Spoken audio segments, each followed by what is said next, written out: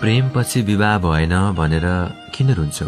सोच त, विवाहपछि प्रेम नै भएन भने? बस धैर्यताको कुरा हो। ढुङ्गा पनि भगवान बन्छ समय आएपछि। माया भनेको व्यवहार हो, बोली होइन। लाखपटक कसैलाई माया गर्छु भन्नु र मात्र एकपटक कसैलाई जरुरी परेको बेलामा साथ दिनु, त्यही एकपटकले जित्छ। बाँकी सबै भ्रम हो। फेरि एकपटक अपमान गर्नेहरूको मान राखे। ढुङ्गाको सहरमा ढुङ्गाकै भगवान बनाए। को कतिसम्म झुक्यो त्यो झुक्नेलाई थाहा छ। कसको मन कति दुख्यो त्यो दुख्नेलाई थाहा छ। जीवनमा एउटा त्यस्तो मान्छे हुनै पर्छ जोसँग सुनाउन बाँकी केही नहोस्, लुकाउनु पर्ने केही नहोस्। कति अचम्मको यो दुनियाँ, मरेको लास